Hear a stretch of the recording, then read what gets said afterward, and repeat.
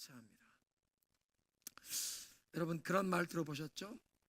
호사유피요 인사유명이라. 호랑이는 죽어서 가죽을 남기고 사람은 죽어서 이름을 남긴다. 사람은 누구나 다 우리 뒤에 오는 세대에 뭔가를 남긴다는 것입니다. 그래서 지금까지 나는 어떻게 살아왔으며 지금 나는 어떻게 살아가고 있는지, 더 중요한 것은 나는 이제 앞으로 어떻게 살아갈 것인지, 뭔가를 남기게 될 것이기에 1948년에 백범 김구 선생께서 이 평양을 방문하셨습니다. 어떻게 하면 우리 민족 하나 되게 할까? 남북 협상을 위해서 38선을 넘으시면서 백범 김구 선생이 읊으셨던 시가 있습니다. 답서랴 중거 눈 덮인 들판을 걸어갈 때 부수 호란행, 발걸음이 혼잡스럽게 흐트러지게 걷지 말라. 금일아 행적, 오늘 나의 이 발걸음 행적이 수작후 인정이라. 마침내 내 뒤에 오는 사람들의 이정표, 그들이 걸어야 할 길이 된다. 새롭게 눈이 들판에 내려서 산천이 눈으로 덮여 있을 때 거길 걸어갈 때 함부로 흐트러지게 아무렇게나 걷지 말아라. 네가 걸어가는 그 발자취가 뒷사람이 올 길이 된다. 그래서 오늘 내 발걸음이 내 뒷세대에 길이 된다는 사실을 기억하면서 내 자신 삼가하라는 것입니다. 한국교회가 5월 첫째 주일을 어린이 주일로 지키는데요, 우리가 과연 우리 다음 세대에 무엇을 물려줄 것인가, 이 중요한 문제에 관해서 요즘 새벽마다 우리 교회가 함께 묵상하고 있는 열왕기상의 본문을 통해서 하나님의 음성에 귀를 기울이기 원하는 것입니다. 본문은 다윗의 뒤를 이어서 왕이 된 솔로몬이 하나님의 말씀을 저버리고 이방 여인들을 아내로 맞았다가 이 이방 여인들이 섬기는 우상을 숭배하는 죄에 빠져서 이제 하나님의 징계와 심판이 임하는 것을 말씀하시는 내용입니다. 오늘 이 본문을 읽어보면 솔로몬의 아버지였던 다윗이 남겨준 유산과 솔로몬 왕이 그 아들에게 이제 대물림해 주는 유산이 극명한 대조를 이루는 것을 볼 수 있습니다. 다윗 왕은 자기가 죽기 전에 주변에 있던 많은 이방 민족들을 다 정복했습니다. 그냥 무슨 영토, 자기의 왕국을 확장하자는 야심이 아니라 여호와의 싸움을 싸운 것입니다. 그 당시에 이 고대 사회 사람들은 두 나라가 전쟁을 하면 두 나라만 싸우는 것이 아니라 두 나라가 숭배하던 신들의 전쟁이었습니다. 그러니까 이스라엘 백성이 블레셋과 싸우면 블레셋이 섬기던 다곤 신과 이스라엘이 섬기는 여호와의 싸움입니다. 그리고 다윗은 여호와의 이름으로 그 우상을 숭배하던 이방 민족들을 다 평정했습니다. 그래서 다윗의 뒤를 이어 솔로몬이 왕이 되었을 때에는 그 주변에 있는 누구도 감히 이스라엘을, 또 이스라엘이 섬기는 그 여호와 하나님을 대적할 엄두도 내지 못하는 강력한 나라가 되었습니다. 이스라엘 역사 중에 가장 넓은 영토를 통치하던 시대였고, 또 이스라엘이 얼마나 강한 영향력을 행사했는지 그 고대 사회의 초강대국이었던 이집트, 애굽 왕 바로의 딸 공주를 솔로몬에게 시집을 보냅니다. 초강대국 이집트가 이 이스라엘이 부강한 나라이니까 이스라엘과 군사, 정치, 경제적으로 충돌하지 않으려고 좋은 우호의 관계를 유지하겠다고 이집트 제국의 공주를 솔로몬에게 시집을 보냈다는 것입니다. 그런데 그렇게 강력한 엄청난 영향력을 행사하는 부강한 나라를 물려받은 솔로몬이 하나님께 등을 돌리고 하나님을 저버리니까 이제 하나님의 진노가 임하여 하나님께서 사방에 솔로몬의 대적이 일어나게 하십니다. 동남쪽에 에돔이라는 곳에 하닷이라는 왕이 일어납니다. 사실 에돔은 다윗 시절에 다윗이 정복하여 다윗의 군대 장관 요압이 6개월 동안 거기에 주둔하면서 에돔의 모든 남자를 칼로 쳐서 멸했습니다. 그런데 그렇게 에돔을 정벌하던 시절에 왕 가문의 어린 왕자, 어린아이가 하나 있었는데 그 아이를 신하 몇 사람이 데리고 급히 도망해서 바란 광야로 갔다가 애굽까지 갔습니다. 애굽에 갔는데 애굽 왕 바로가 그를 그냥 불쌍히 여겨서 집을 주고 먹을 것을 주고, 성장하는 것 보니까 마음에 드니까 자기 왕비 다프네스의 동생을 아내로 주었습니다. 황제의 아랫 동서를 삼아준 것입니다. 그리고 그 집에 아들이 태어나니까 궁중에서 왕의 자손들과 함께 왕자처럼 키웠습니다. 그런데 솔로몬이 하나님을 저버리고 하나님께 등을 돌리니까 하나님께서 솔로몬의 대적이 일어나게 하시는데, 애굽의 왕궁에서 대접을 받던 이 하닷이라는 사람이 나 고국으로 돌아가겠습니다. 바로가 묻습니다. 여기서 뭐가 부족한 게 있냐? 아무것도 없습니다. 그런데 폐허가 된 나라도 없는데 거기 왜 가려고 하느냐? 그냥 잡지 마세요. 바로가 만류하는데도 뿌리치고 고향으로 돌아가서 오합지돌 같은 백성들을 모아서 세력을 형성하여 왕이 되어 솔로몬을 대적합니다. 남쪽에 에돔의 왕 하닷이 일어나고 북쪽에 다메섹엔 르손이라고 하는 왕이 일어납니다. 르손은 본래 왕족도 아니었습니다. 소바라는 나라의 왕의 신하였는데, 그 사람도 다윗 시대에 소바를 다윗이 정복했는데 그냥 가까스로 도망친 몇 사람이 마적대를 이루어, 르손이라는 사람이 마적대 두목이었습니다. 여기저기 돌아다니는 마적대. 그런데 솔로몬이 하나님께 등을 돌리고 하나님을 저버리니까 이 마적대 두목이 다메섹이라고 하는 이 무역로에 있는 아주 큰 엄청난 도시인데 그 도시를 접수하고 왕이 되어서 수리아의 왕이 되어 일평생 동안 솔로몬을 괴롭히는, 대적하는 원수가 됩니다. 감히 그 누구도 대적하지 못하던 그런 강력한 나라를 물려받은 솔로몬이 하나님을 떠나니까 아버지 때에 정복해서 없어졌던 원수들이, 아니 그 자리에서 또 나라가 일어나서 솔로몬을 대적하는 이런 안타까운 일들이 일어나는 것입니다. 남쪽에 에돔의 왕 하닷, 북쪽에 다메섹의 수리아 왕 르손만 일어나는 것이 아니라 이건 외부의 적이고 심지어 왕국 내부에서까지 솔로몬을 대적하는 사람이 일어나게 하십니다. 여로보암이라는 사람. 오늘 그 여로보암에게 여호와의 선지자 아히야가 지금 하는 말씀이 오늘 우리가 읽은 본문입니다. 너에게 북쪽에 10지파를 주어 왕이 되게 하겠다, 예언의 말씀입니다. 본래 여로보암은 솔로몬의 신하로서 솔로몬이 이제 국가적인 큰 토목 사업을 많이 했는데, 이 여로보암이라는 사람이 아주 성실하게 부지런히 일하는 것을 보고 북쪽 요셉 지파의 이 모든 일들을 관리하는 감독관으로 세웠습니다. 유능한, 성실하게 일하는 그런 신하였습니다. 그런데 솔로몬이 하나님을 저버리고 우상 숭배의 죄에 빠지니까 하나님께서 솔로몬의 손에서 나라를 찢어서 빼앗아서 그 10지파를, 북쪽 10지파를 솔로몬의 신하였던 여로보암에게 주시는, 충성스럽던 유능한 신하가 도리어 솔로몬의 대적이 되게 하시더라는 것입니다. 그런데 이렇게 솔로몬의 불순종과 죄악에 대해서 하나님 심판과 징계를 선포하는 본문 말씀 가운데 우리가 특별히 주목해야 할 부분이 있습니다. 34절부터 36절을 보니까 불순종과 우상 숭배에 빠진 솔로몬에게 하나님께서 이제 징계와 심판을 선포하시는데, 다윗이, 솔로몬의 아버지였던 다윗이 살아생전에 하나님께 충성한 것 때문에, 다윗이 살아생전에 전심으로 하나님을 섬기고 하나님의 말씀, 하나님의 법도를 행했던 그 충성스러운 다윗 때문에 솔로몬 생전에 그 나라를 다 빼앗지 않고, 솔로몬은 그냥 왕으로 온 나라를 다스리게 하고 그 아들 때에 가서야 나라를 빼앗겠다.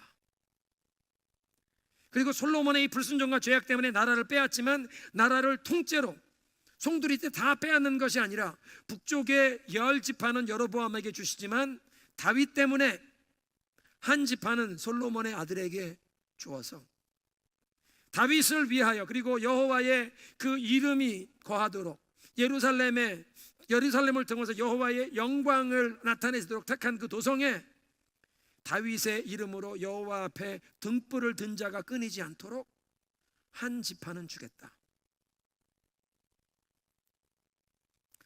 다윗의 이름으로 여호와 하나님 앞에서 등불이 꺼지지 않게 하겠다.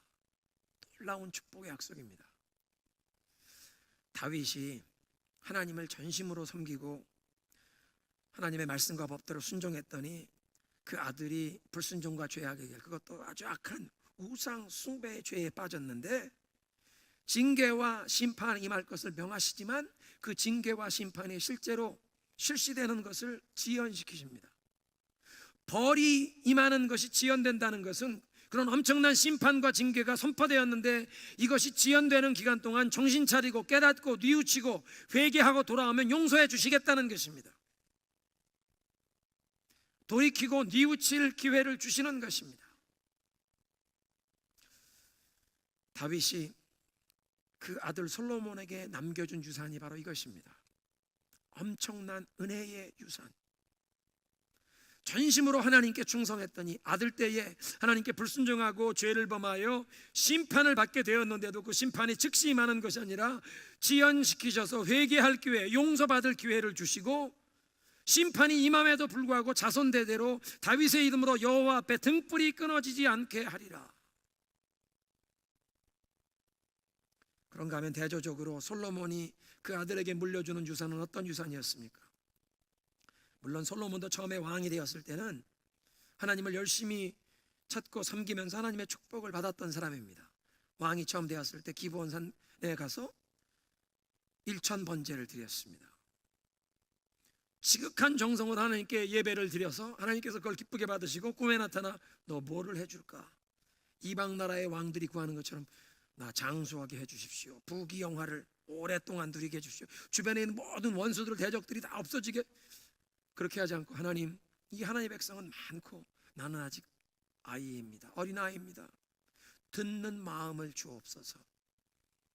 백성들이 억울하고 딱한 사정을, 이 어려운 재판을 해야 될 때, 그 나라의 최고 재판관 왕으로서 그런 재판을 해야 될 때 그 백성들의 안타까운 그 억울한 사정을 정말 귀담아 듣고 알 수 있는 듣는 마음을 주옵소서.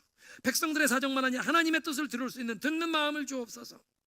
그래서 하나님의 통치의 대행자로 공평과 정의로 판결을 내릴 수 있는 듣는 마음, 지혜를 주옵소서. 하나님이 그걸 기쁘게 여기시고 내 백성을 그렇게 잘 다스릴 지혜를 구했으니 지혜만 아니라 너에게 부귀영화를 준다. 하나님 부귀영화를 누리게 하시고 지혜를 주셨는데 또 정성을 다해 여호와의 성전을 건축하여 봉헌할 때에 하나님이 기쁘게 받으시고 여호와의 영광이 그 성전에 임하지 않았습니까? 그렇게 젊을 때 하나님을 찾고 하나님의 엄청난 축복을 받았던 솔로몬이 나이 먹어가면서 하나님을 저버리고 우상 숭배의 길을 갔다는 것입니다. 주변에 우상을 숭배하는 이방 나라의 공주들을 아내로 맞이하다 보니까 그들을 다 아내답게 사랑을 베풀어 주지 못하니까 불평이 많을 그 공주들 다 하고 싶은 대로 해주라. 자기네 고향에서 섬기던 우상을 위해 여기에 신당을 져주시오, 여기에 신전을 져주시오. 그걸 다 져줬습니다. 어떻게 여호와의 백성 다윗의 아들이 우상의 신당을 지어준다는 말입니까? 성령으로 시작하였다가 육신으로 마친 사람입니다. 젊을 땐 충성했지만 나이 먹어서 하나님께 등을 돌린 사랑하는 성도 여러분, 우리는 일편단심, 처음 젊었을 때 예수님께 충성하던 그 믿음, 주님 앞에 부르심 받는 그날까지 이러한 신앙의 열정으로 나아가야 할 줄로 믿습니다. 이렇게 나이 먹었다고 하나님께 등을 돌리고 자기의 육신의 인간적인 생각에 빠져서 하나님의 법도를 버린 것 때문에 그 아들의 때에 왕국이 분열되는 비극적인 유산을 물려주었습니다. 솔로몬 왕이 죽었을 때는 아직 왕국이 분열된 것도 아니고 이스라엘이 아직도 부강한 나라였을 것입니다. 솔로몬 시대에 얼마나 부강함을 누렸냐 하면 궁중에서 은을 값진 것으로 쳐주지도 않았다. 금이 너무 흔해서 은은 왕궁에서 쓰지도 않았다는 것입니다. 쉽게 얘기하면 은 같은 건 개 밥그릇도 안 썼다. 금이 너무 흔해서.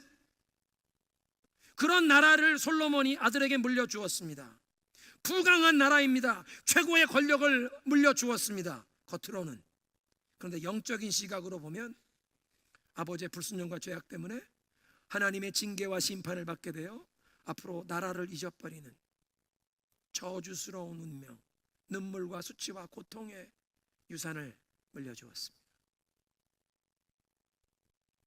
넓은 영토를 다스리고 통치하는 왕권을, 최고의 권세를 물려주고 부귀영화를 물려준 것 같지만 은으로는 개 밥그릇도 안 쓰는 그냥 금으로 도배한 화려한 솔로몬에게 후궁이 700이요 첩이 300명이라고 하면 왕궁에 방이 아무리 없어도 1000칸은 있었을 것입니다. 금으로 도배한 왕궁 1000칸짜리 방, 그걸 아들에게 물려줘서 사람들이 보기엔 엄청난 부귀영화를 물려준 것 같은데 영적인 내용을 들여다보면 비극이구나, 눈물이구나, 수치와 고통이구나, 저주스러운 유산이었습니다. 다윗을 보면 부모 세대의 하나님을 향한 그 충성과 헌신 때문에 자녀 세대의 허물과 잘못 죄악이 있는데도 하나님이 심판과 징계를 지연시켜서 회개하고 용서받을 수 있는 기회를 주시고, 그 징계가 임함에도 다윗 때문에 자손 대대로 여호와 앞에 등불이 꺼지지 않게 하신다. 엄청난 은혜의 유산이었습니다. 반대로 솔로몬의 경우는 죄악된 유산, 넓은 영토를 다스리는 최고의 권세를 물려주고 1000칸이 넘는 호화스러운 왕궁 부귀영화를 물려준 것 같지만 고통과 수치의, 저주의 죄악된 유산을 물려주었습니다. 과연 우리는 다음 세대에 무엇을 물려줄 것인가? 우리 한국 사람들은 다음 세대에 뭐 물려줄 거 생각하면 유산 그러면 이걸 돈으로 계산합니다. 재산을 물려주는 것. 한국 사람만 아니라 물질 문명에 물든 현대 서구 사회 대부분의 사람들이 다 그렇게 생각합니다. 그런데 우리가 주변을 둘러보면 우리 자손들에게 재물을 물려주는 것이 재앙이 되는 경우도 많습니다. 열심히 배우고 땀 흘려서 뭔가 배우고, 뭐 꼭 학교에서만이 아니라 인생에 뭔가 기술이라도 뭔가 열심히 배우고 한창 실력을 쌓아가야 할 이 젊은이가 부모님 세대, 할아버지 할머니 때 재산을 고생하면서 재산을 모은 것, 그걸 누릴 걸, 그걸 받아 누릴 걸, 그걸 기대하느라 열심히 배우고 익히고 노력해야 할 젊은 나이에 빈둥빈둥 놀면서 허송세월하는 그런 젊은이들 보셨습니까? 보았습니다.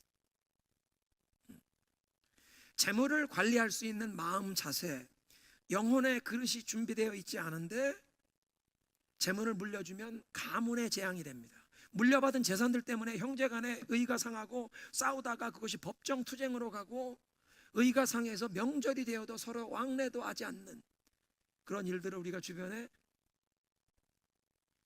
물려주는 재산이 크면 클수록 그런 게 뉴스에까지 납니다. 뉴스거리로.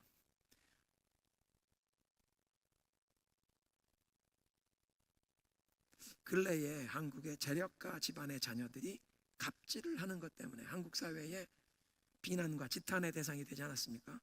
이게 미국 사람들 영어로 된 인터넷에도 나는 얘기인데요, 땅콩 회항. 뉴욕의 존 F 케네디 공항에서 이륙하려고 할 줄로 나갔던 비행기가 땅콩 때문에 되돌렸다. 왜? 칼 오노 집안의 딸이 이걸 돌리라고 해서. 미국 사람들이 들으면 피너츠, 땅콩 때문에. 미국 사람들은 아주 보잘것없는 작은 걸 선물로 준다 그럴 때 피너츠라고 그러거든요. 항공사들이 비행기 타면 그래도 도시락 주던 항공사들이 도시락은 안 주고 이제는 땅콩 한 봉지 준다. 피너츠. 보잘것없는 거 준다는 얘기인데 그 피너츠, 땅콩 때문에 비행기 활주로 나갔던 비행기가 되돌려졌다. 사실 그때까지만 해도 대한항공, 아시아나항공, 미국 사람들도 서비스 좋다고 알아주댔는데 칼기 오우노 집안 딸이 땅콩 회항하는 것 때문에 대한항공 명예 다 잃어버렸습니다. 부끄럽습니다. 야, 한국 사람들은 그러냐? 한국 기업의 풍토가 그러냐?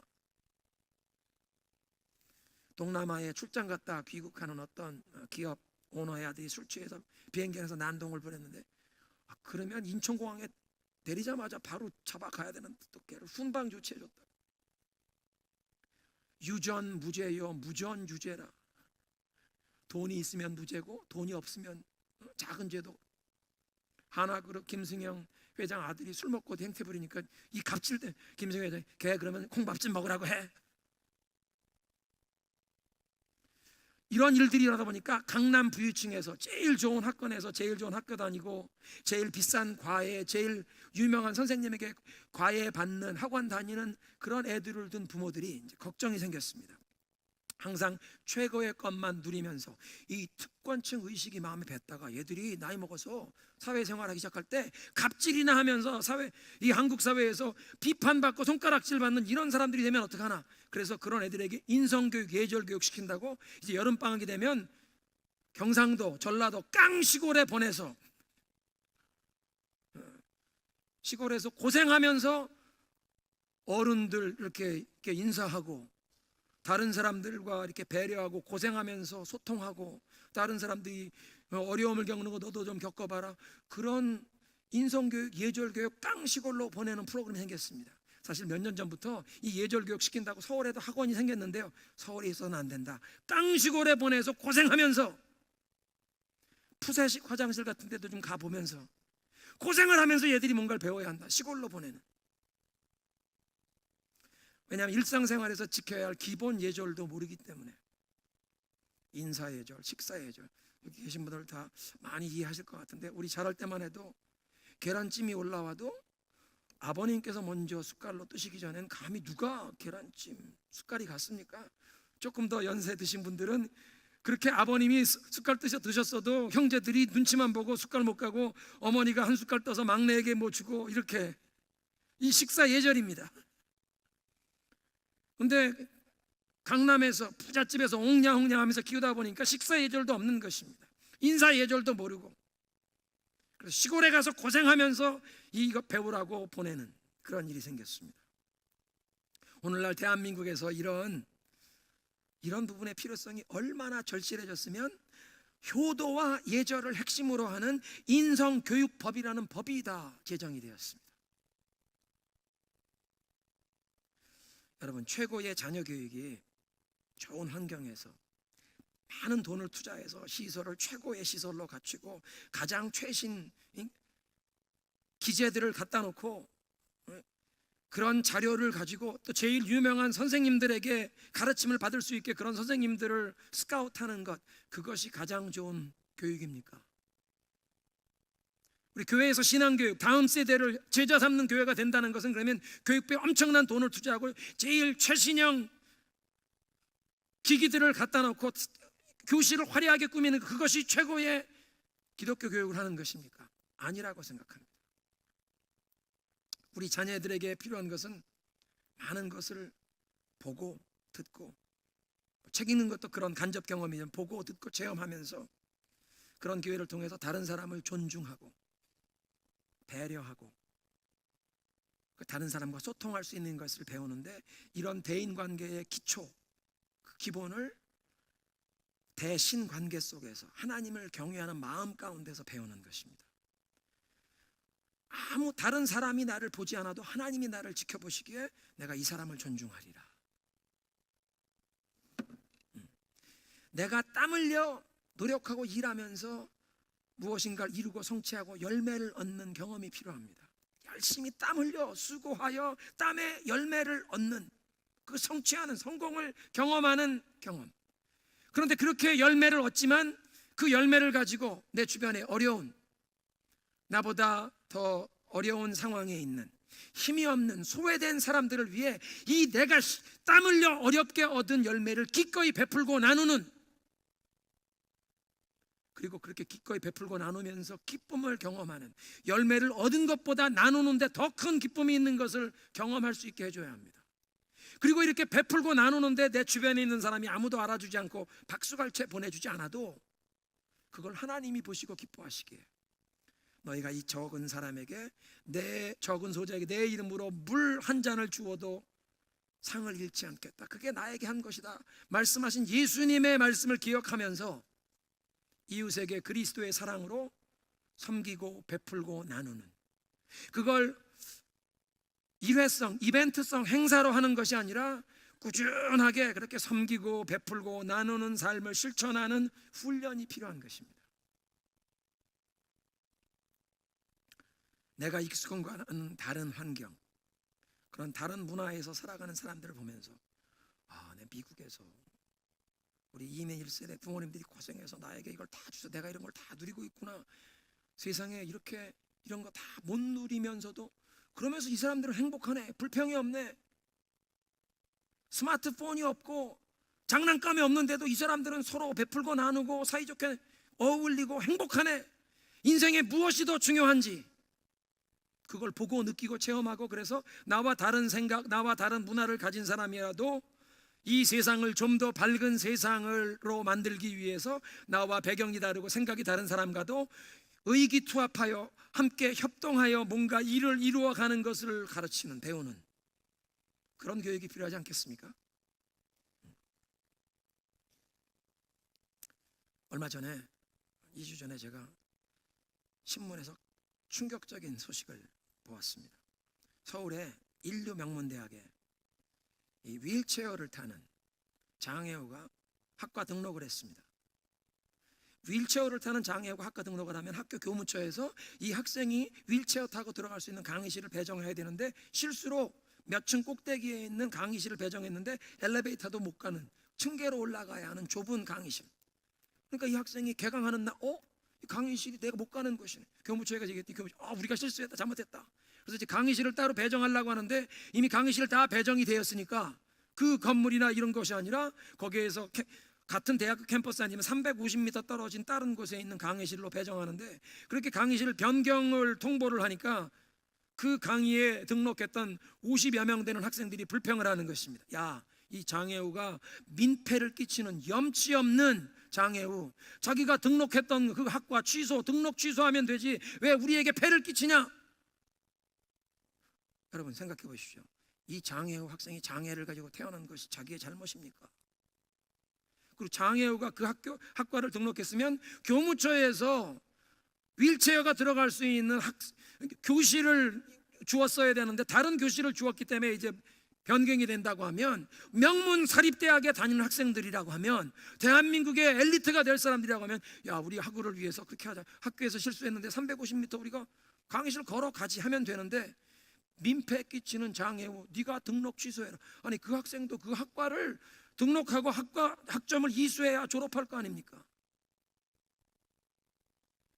장애가 있는 내 학우, 그부 하나 사랑으로 품지 못하는, 배려한 마음이 없다면 그런 사람들이 대한민국 최고 명문 사립대를 나온 엘리트가 되면 뭐합니까? 대한민국이 어떻게 되겠습니까 앞으로?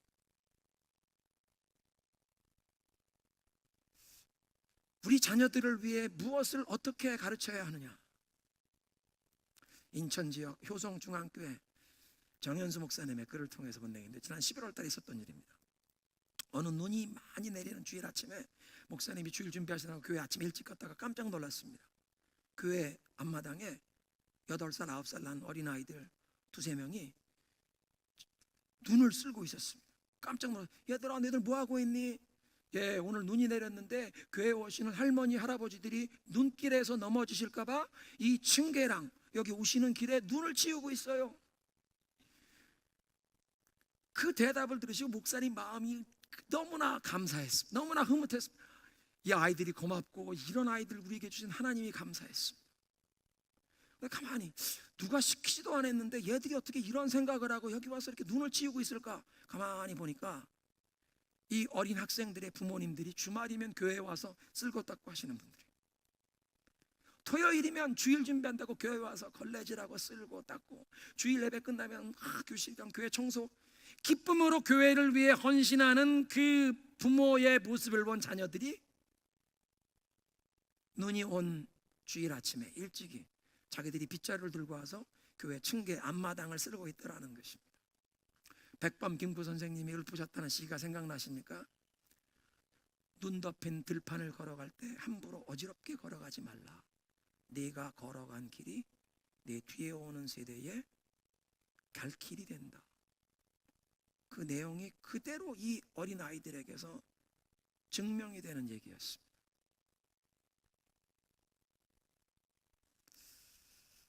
우리 터코마 중앙장로교회는 봉사할 일이 많은 교회입니다. 주일 예배를 섬기시는 성가대원, 이 성가대 이렇게 찬송 한 곡만 부른 거죠. 매 주일마다 오후 3시 반 4시까지 연습을 하고야 가십니다. 찬양팀도 연습하시고, 방송실에, 주차장에, 주일학교 교사로, 새가족부에서, 또 남들이 보이지 않는 재정부실에서 주일 오후까지 남들 다 간 다음에 늦게까지 봉사하시는 분들이 계시고, 주방에서 봉사하시는 분들 계시고, 도서실에서 뭐 일일이 다 열거하지 못하지만 매주 빠지지 않고 매주 몇 시간씩 시간과 열정을 바쳐 헌신하는 분들이 계십니다. 그런가 하면 온 교회가 소그룹별로, 구역별로, 선교회별로 돌아가면서 또 주일마다 주방에 들어가 봉사하셔야 됩니다. 주일날만이 아니라 늘 푸른 대학이 진행되는 봄과 가을철에는 여선교회가 또 돌아가면서 토요일마다 지극한 정성을 다해 만찬을 준비해서 어르신들을 식사 대접하고 계십니다. 영사관에까지 소문이 나서 서북미 지역에서 어르신들 잘 공경하는 이 경로대학이라고 터코마 중앙교회 늘 푸른 대학 소문이 났습니다.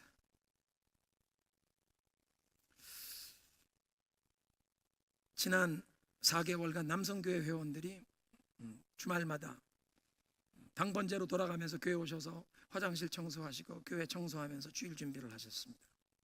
그 외에도 정말 교회에 나와서 예배만 드리는 게 아니라 나와서 땀 흘리고 헌신하고 봉사해라. 교회에서 요구하는 거 많습니다.